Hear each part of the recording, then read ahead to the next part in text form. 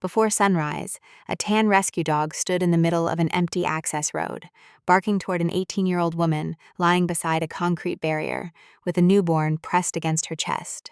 The young mother carried no identification, had no working cell phone, and could not explain how she had reached that part of Louisville.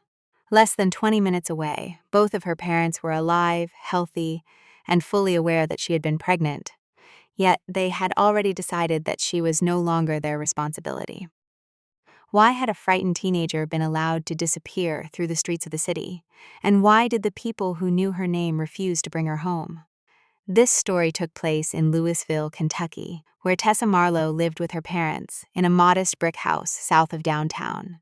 Her father, Dorian Marlowe, supervised a cabinet assembly line at a local manufacturing plant. Her mother, Celestine Marlowe, managed the bakery department of a grocery store. Neither parent was wealthy, but they had spent years protecting the appearance of a disciplined and respectable family. Tessa had recently finished high school and planned to begin classes at a community college. She worked part-time at a discount clothing store, helped with household bills, and rarely caused trouble. Relatives described her as quiet, dependable, and careful about avoiding conflict. That reputation offered her no protection when her behavior suddenly changed. During the final weeks of summer, she began missing work without remembering that she had been scheduled. She returned from short errands with no idea where she had left her bus pass. One afternoon, a coworker found her standing in a stockroom, staring at an unopened box as though she had forgotten why she was there. The store manager reduced her hours after customers complained that she seemed confused. Tessa initially blamed exhaustion. Then morning nausea began, followed by dizziness and an unfamiliar heaviness in her body. A test from a neighborhood pharmacy confirmed that she was pregnant. The result forced her to confront a memory she had been trying not to touch. Several weeks earlier, she had accepted a ride from a stranger after leaving a crowded gathering. Parts of that night remained broken and incomplete. She remembered the inside of a car, the smell of strong cologne, a parking structure, and the feeling of trying to reach a door that would not open. She never learned the man's full name. By the time she found her way home, she was disoriented, ashamed, and unable to explain the missing hours in a clear sequence. Celeste took her to a walk-in clinic after noticing that her daughter could barely remain awake. Tessa disclosed enough information for a nurse to recommend an examination, a sexual assault advocate, and contact with law enforcement. Panic overtook her before the evaluation was completed. She left the clinic with her mother and refused to discuss what had happened. Dorian reacted differently. He focused on the possibility that relatives, co-workers, and neighbors might hear that his unmarried daughter was pregnant. Instead of asking whether she had been harmed, he repeatedly demanded the identity of the father. When Tessa could not provide a name, he treated her fragmented memory as an excuse. Celeste knew that her daughter had visited the clinic after the incident. She also saw the bruised condition of Tessa's clothing that night, and heard the nurse explain that trauma could disturb memory. Even so, she avoided challenging her husband. Each time Tessa tried to describe what she remembered, her mother lowered her eyes and urged her to remain quiet until the family decided what to do. The pregnancy became impossible to hide. Dorian stopped allowing Tessa to attend family gatherings. He removed her photograph from the living room before relatives visited. Celeste began taking grocery deliveries through the garage so neighbors would have fewer opportunities to see her daughter. Tessa's memory problems became worse under the pressure.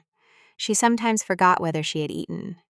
On other days, she woke with bus transfers in her pocket and no recollection of where she had traveled. The family physician recommended a mental health evaluation, but Dorian refused to help pay for it and claimed that his daughter was exaggerating to avoid responsibility. The final argument began when an aunt called after hearing about the pregnancy from someone at the grocery store. Dorian accused Tessa of humiliating the family. He placed her backpack and winter coat on the front steps, ordered her to leave, and locked the door behind her. Although forcing a resident from a home without proper notice could violate Kentucky housing law, Tessa did not know her rights. Frightened by her father and unable to organize her thoughts, she walked away. Celeste watched through a curtain but did not open the door. Tessa spent the first night inside a bus station until security required her to leave.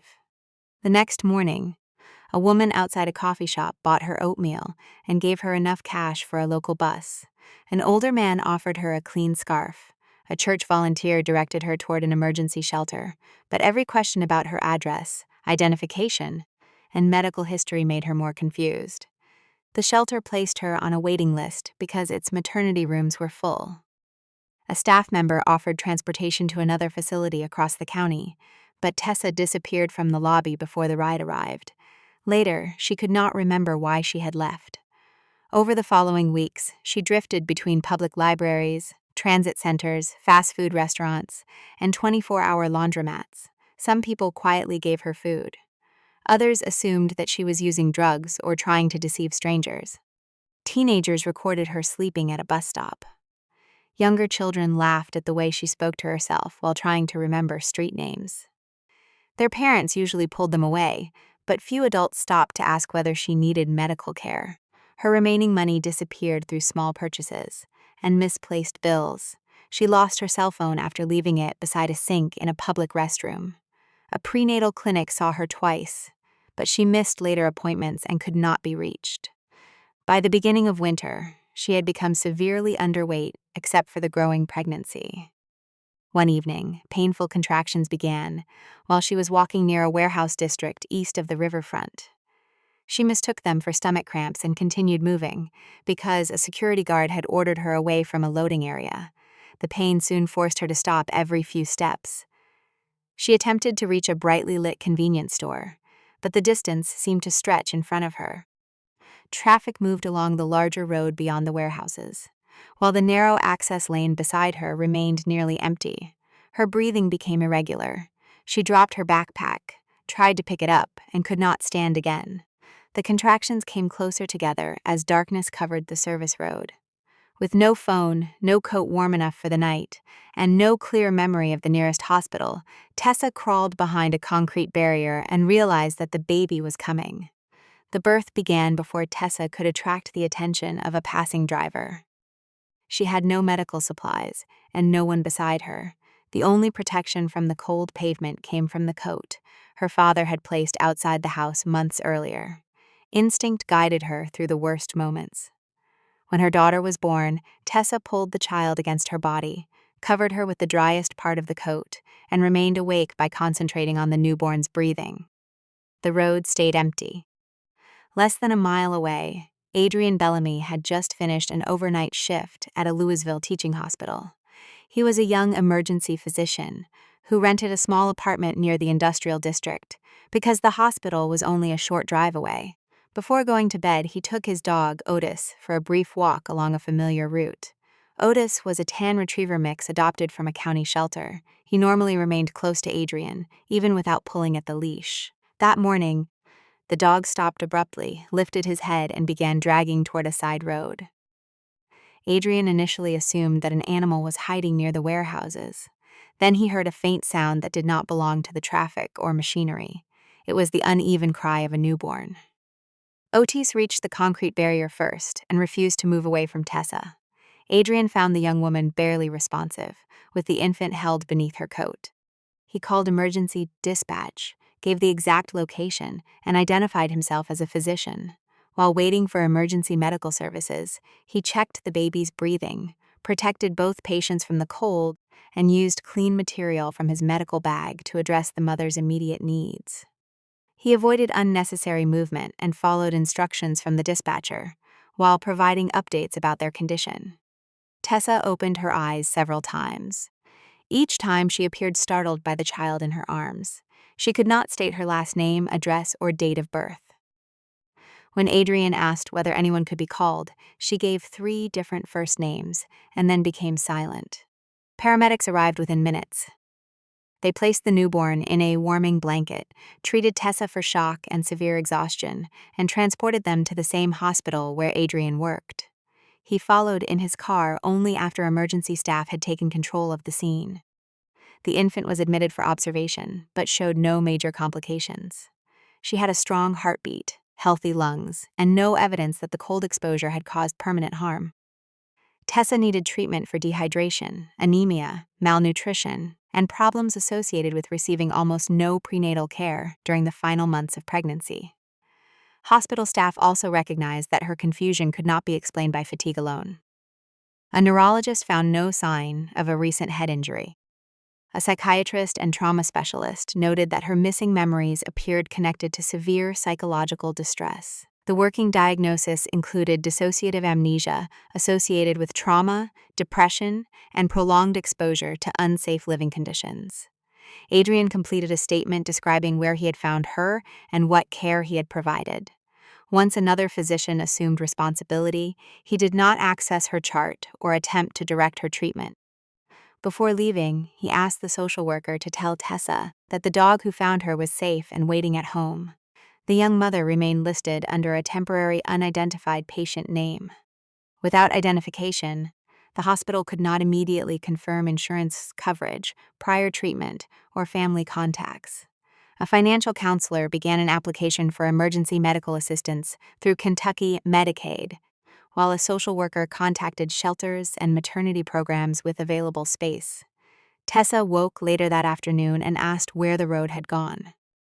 When a nurse brought the baby into the room, she turned her face away, then reached out seconds later with a frightened urgency. She seemed to understand that the child belonged to her, but she could not remember the birth in a complete sequence. The hospital assigned continuous support, while the psychiatric team evaluated whether she could safely care for herself and the newborn. The purpose was not to punish her or remove the child. Staff needed to determine what assistance would allow them to leave the hospital together. A police officer took a missing person report and circulated a description. No active report matched Tessa. Her parents had never notified authorities that their pregnant daughter was gone. The breakthrough came from the soaked backpack recovered beside the barrier. Most of its contents were damaged, but a nurse found a folded prenatal appointment card sealed inside a plastic grocery bag. The card contained the name Tessa Marlowe and the address of a clinic in South Louisville. The clinic confirmed that a patient with that name had received limited prenatal care. Its records also listed Celeste Marlowe as an emergency contact. The social worker called the number. Celeste answered but handed the phone to her husband after hearing that Tessa and the baby were alive. Dorian stated that his daughter had chosen to leave, that the pregnancy had caused serious conflict, and that the hospital should not involve them. When the social worker explained that Tessa had been homeless and medically unstable, he repeated that she was an adult. Celeste remained close enough to hear the conversation. She did not ask about the baby. The refusal had practical consequences. Tessa could not return to her previous residence, and the hospital could not discharge a confused young mother with an infant to the street. Transitional housing programs required records, interviews, and a plan for follow-up care. Every delay increased the chance that mother and child would remain separated during treatment. That evening, Tessa heard a nurse mention that her parents had declined contact. Her breathing accelerated, and she pulled at the hospital identification band because she believed the name printed on it belonged to someone else. Staff calmed her without restraints and moved the baby temporarily to the supervised nursery. While sorting the remaining documents from the backpack, the social worker discovered another paper beneath the prenatal card. It came from the walk-in clinic Tessa had visited shortly after the encounter with the stranger. The form recorded that she had reported memory loss following a suspected sexual assault. At the bottom of the page was the signature of the adult who had taken her home. The name was Celeste Marlowe. The social worker carried the clinic form into a private meeting room and placed it beside Tessa's hospital bed. Tessa studied the signature for several minutes. She recognized the shape of her mother's handwriting before she could recall the visit itself. The realization gave the treatment team its first clear connection between her pregnancy, the assault, and the memory problems that had followed. With Tessa's written permission, the hospital requested the complete clinic record. It showed that she had arrived disoriented, complained of missing time, and described waking in an unfamiliar vehicle. A nurse had contacted an advocate and offered to preserve evidence, but Tessa had panicked during the examination. Celeste signed the discharge form and took her home before the process was completed. The record did not identify the stranger. It did establish that Tessa had sought help before anyone knew she was pregnant. A detective from the Louisville Metro Police Department met with her only after the psychiatrist concluded that she could participate without immediate harm. The detective explained through the hospital advocate that reporting the assault did not guarantee an arrest. The delay, incomplete examination, and absence of a suspect created serious limits. Tessa could choose whether to continue. She faced two painful options. Reopening the case might recover information about the man who had attacked her, but repeated interviews could worsen her dissociation. Remaining silent might protect her from immediate distress, while leaving unanswered questions that already controlled much of her life. Tessa agreed to provide a statement in short sessions. The detective did not force her to complete the entire account at once. A victim advocate remained beside her, and the interview stopped whenever her memory became unreliable. Small details returned through that process. She remembered a dark sedan with a damaged interior door handle. She remembered a parking structure near a cluster of restaurants. She recalled that the stranger wore a heavy ring and claimed to know one of the people at the gathering. None of those details produced an immediate identification, but they helped her understand that the empty spaces in her memory were symptoms of trauma rather than proof that she had invented the event. The hospital located a transitional residence for young mothers. The program offered a private room, supervised childcare, transportation to medical appointments, and assistance with employment. It did not require Tessa to surrender custody of her daughter. Staff helped her complete the infant's birth registration, and she chose the name Wren Marlowe. Leaving the hospital presented another decision. The residence required participants to follow a structured schedule and attend counseling. Tessa feared closed doors, unfamiliar staff, and written rules that reminded her of the control she had experienced at home.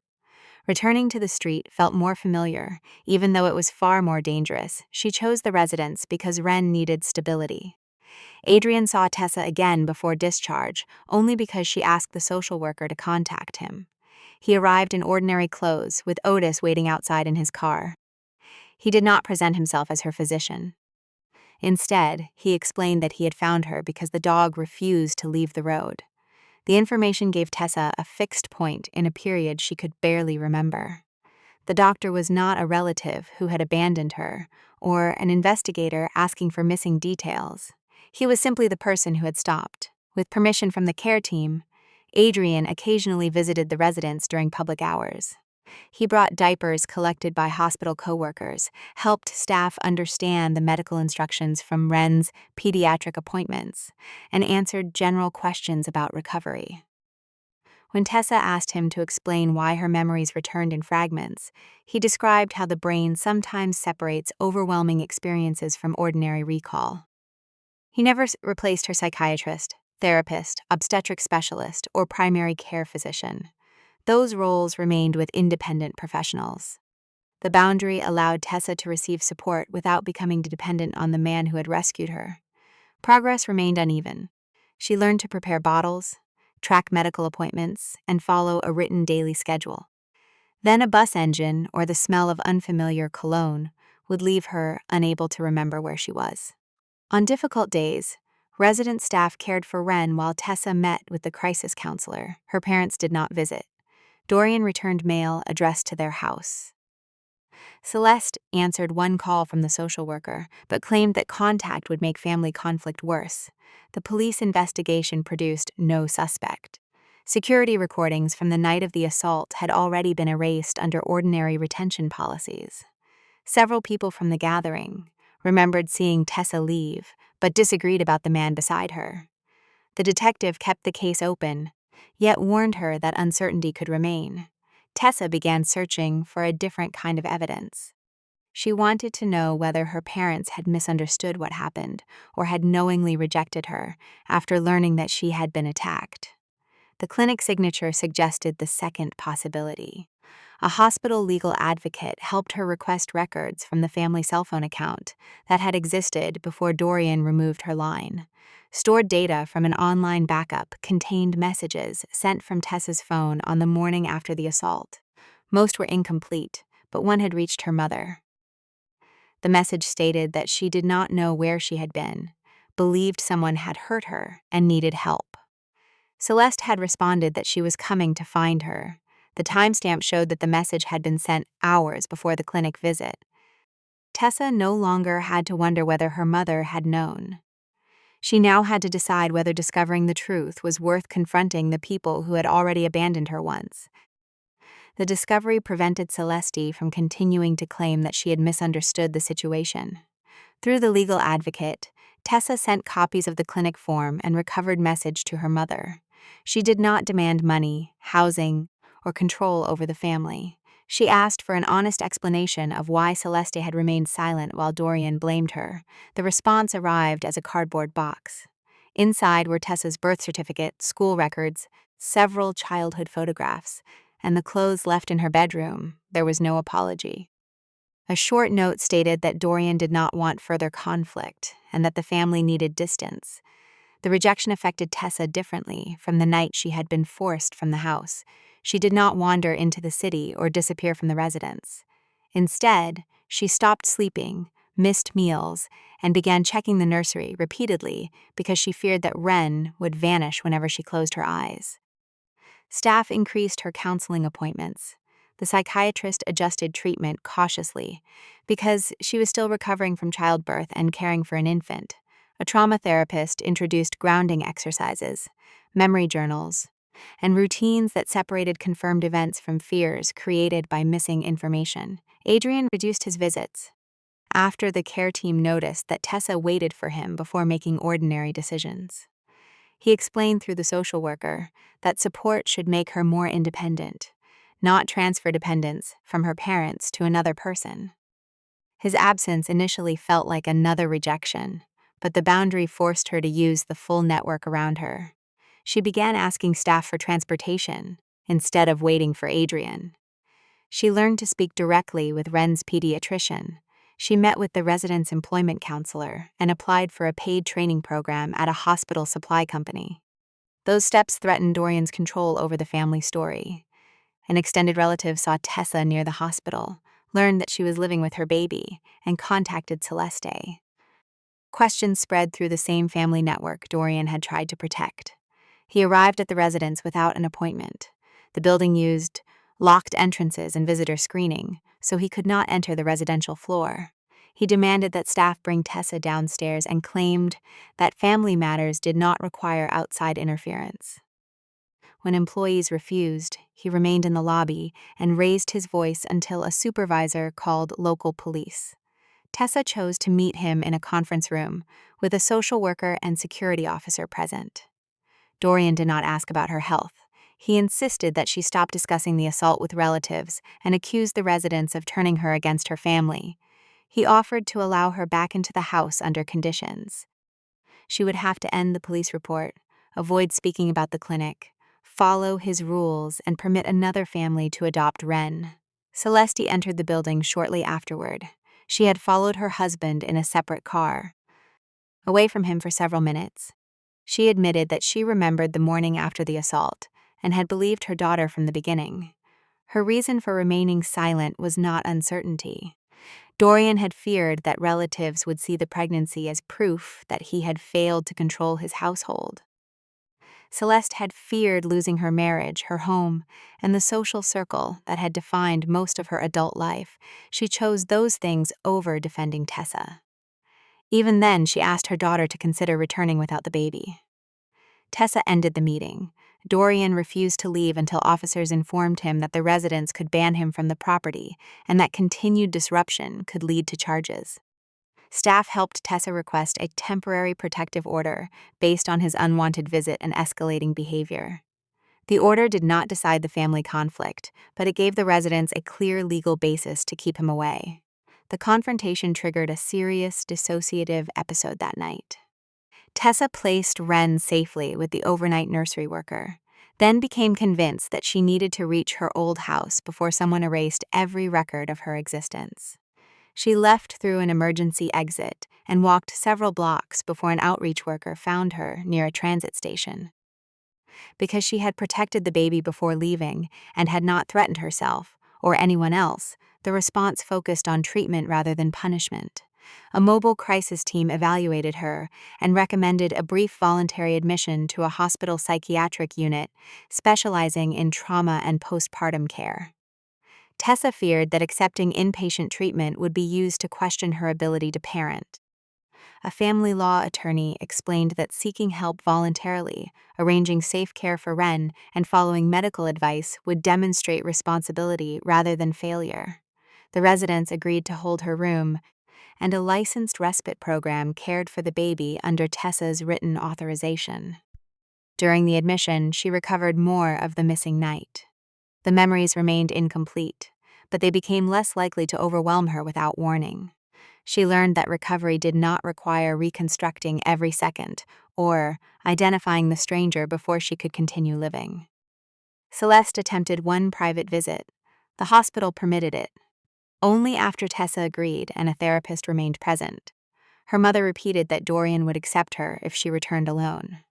Tessa asked the therapist to end the visit. Before discharge, the residence director placed 2 forms on the table. One confirmed that Tessa could return with Ren if she continued treatment. The other authorized release of her room if she chose her parents' conditions instead. Returning home offered familiar walls and financial support, but only at the cost of surrendering her child and denying the assault. Independent living meant work, therapy, childcare, and the possibility of failing without family money. Tessa picked up the pen. Tessa signed the form that kept her place at the residence. She returned to Ren the following morning and resumed caring for her under the supervision already in place. The decision did not remove depression or restore every memory. It established that no future relationship with her parents would be purchased by abandoning her daughter. The training program at the hospital supply company offered regular hours and limited health coverage. Tessa began an inventory, where each item had a label, location, and written count. The predictable work suited the memory strategies she had learned in treatment. She used a notebook for instructions and asked supervisors to confirm schedule changes in writing. Months passed without another disappearance. She moved from the residence into a small, subsidized apartment connected to a young family housing program. A home visitor helped install the crib safely and explained the lease. The rent consumed much of her income, but the apartment belonged to no relative who could lock her out during an argument. The criminal case remained unsolved.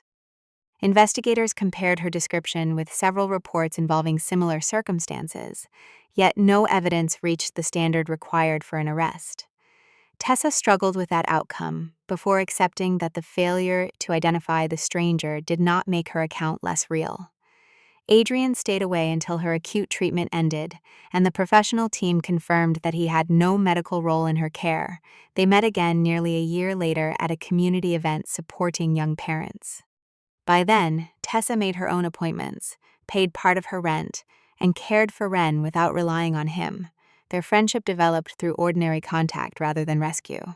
Adrian introduced her to hiking paths where Otis could walk beside the stroller. Tessa helped at adoption events for the county shelter. They shared meals in public places, attended free neighborhood concerts, and learned how differently they handled stress. Adrian tended to solve problems quickly. Tessa needed time before accepting help. Early disagreements showed whether he could respect a refusal without treating her as fragile. He adjusted his behavior instead of using his profession to claim greater authority. More than another year passed before the relationship became romantic. Tessa discussed the change with her therapist because she wanted us to understand whether gratitude was influencing her judgment. The counselor helped her separate the man who had found her from the partner he had become through repeated choices. Adrian also sought guidance from a senior physician about the ethical boundary. Because he had never served as her continuing doctor, had no access to her records, and had waited until she was fully independent from the hospital, the relationship did not involve an active treatment connection. He remained careful never to use confidential information from the rescue in their personal life. When Tessa was 22, she completed a certification program in patient support services and accepted a position helping uninsured families navigate hospital paperwork. She understood how frightening medical forms could feel when someone was exhausted, homeless, or unable to remember important information. Adrian proposed only after they had discussed finances, parenting, housing, and the possibility that her parents might never return. Tessa accepted because the relationship had become a partnership, not because she owed him for saving her life. They applied for a marriage license in Jefferson County and planned a small ceremony at a restored community hall. Wren, nearly 4 years old, carried a basket of paper flowers. Otis wore a simple cloth collar and remained outside with a friend during the indoor ceremony. Tessa sent her parents invitations by certified mail. She included no accusation and no request for money. She gave them an opportunity to attend as witnesses to the family she had built. Celeste signed for both envelopes. Neither parent came. Through a relative, Tessa learned that Dorian still described the pregnancy as a humiliation that had damaged the family's reputation. Celeste claimed that attending the wedding would create conflict in her marriage. Their absence hurt, but it did not stop the ceremony or turn the day into another confrontation. Tessa married Adrian surrounded by resident staff, hospital coworkers, friends from the housing program, and the social worker who had found her name in the damaged backpack. She kept the 2 empty seats reserved for her parents until the ceremony began. Then an employee quietly removed them. The following years brought ordinary difficulties that no rescue could prevent. Adrian worked rotating emergency department shifts. Tessa balanced childcare with her job. They disagreed about money, sleep, and how much risk Wren should be allowed to take at playgrounds. Those conflicts ended through compromise rather than threats of abandonment. Dorian and Celeste remained outside their lives. One autumn afternoon, several years after the wedding, Adrian finished a volunteer shift at a rural health clinic south of Louisville. Rain had recently stopped, leaving the 2-lane county road slick beneath the trees. A damaged sport utility vehicle appeared beyond a curve, partly off the pavement with smoke rising from the front. Adrian pulled over, called emergency dispatch, and approached carefully. The driver was conscious but trapped behind the steering wheel. His breathing was shallow, and his face showed signs of a serious impact. Adrian opened the passenger side, instructed the man not to move, and began assessing him while waiting for emergency responders. Then the injured driver turned toward him. Adrian recognized Dorian Marlowe. Dorian's condition worsened before the ambulance reached the county road. Adrian kept his airway open, monitored his breathing, and stabilized his position without attempting to pull him from the damaged vehicle. When Dorian became less responsive, the doctor relayed each change to emergency dispatch, so paramedics arrived prepared for immediate treatment. Firefighters removed the damaged door after securing the vehicle. Emergency medical services transported Dorian to a regional trauma center in Louisville. Adrian followed long enough to provide the receiving team with the details of the crash scene and the care given before the ambulance arrived. He did not call Tessa immediately. Dorian was still legally entitled to medical privacy, and the hospital needed to determine whom he had authorized as an emergency contact. Celeste arrived after receiving the call from hospital staff. She recognized Adrian in the waiting area and learned from a nurse that he had been the physician who stopped. The accident had caused several serious injuries, but rapid first aid and transport prevented the most dangerous complications. Dorian underwent surgery and remained hospitalized for more than a week. Doctors expected a long recovery, though they believed he would survive and eventually walk again with rehabilitation. Celeste contacted Tessa after receiving her husband's permission. Tessa did not rush to the hospital. She first spoke with her therapist and Adrian, then decided to visit without Wren. She wanted to see her father, but she would not expose her daughter to another rejection, while his intentions remained uncertain. Dorian looked smaller in the hospital bed than he had in the residence lobby. Pain medication slowed his speech, yet his mind was clear enough to understand who had saved him. He had spent years describing Adrian as the man who had helped hide the family's shame. Now that same person had stopped on an isolated road without knowing whether the injured driver would ever accept him. The realization did not erase Dorian's past behavior. It forced him to examine it without the protection of family gossip, pride, or control. During the first visit, he accepted responsibility for expelling his pregnant daughter and refusing the hospital's call. He acknowledged that he had known she described an assault and had chosen not to believe her because uncertainty threatened the image he wanted relatives to see. He admitted that asking her to give up Ren had been an attempt to remove visible evidence of a situation he found embarrassing. Celeste later gave her own account. She had believed Tessa from the morning. She picked her up near the clinic. She remained silent because Dorian controlled most household finances, and because she feared becoming the target of relatives if she opposed him. Those fears explained her behavior but did not excuse it. She had allowed her daughter to become homeless while protecting her own comfort. Tessa listened without promising immediate forgiveness. Before any contact with Ren, she required both parents to attend family counseling, respect the protective boundaries already established, and stop describing the assault or pregnancy as a moral failure. She also required them to accept that Adrian was her husband, and Ren was their granddaughter, not a problem to be concealed.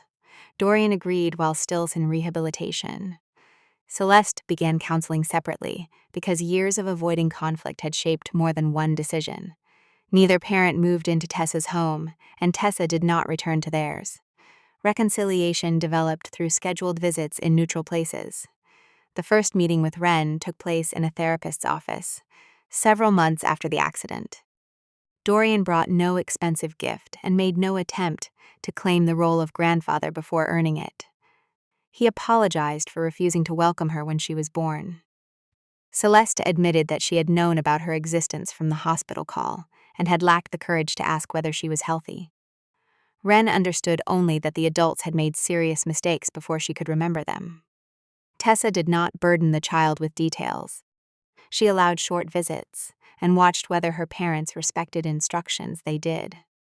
Dorian completed physical therapy and returned to work on reduced hours. He stopped attending family gatherings where relatives continued to mock Tessa. When asked why he had changed, he no longer protected himself with a false version of events. He stated that his daughter had survived an assault, homelessness, childbirth, and illness, while he had failed to offer safety. Celeste began visiting Tessa's apartment once a week. She helped with meals but did not take control of the household. When disagreements arose, she remained present instead of withdrawing behind her husband.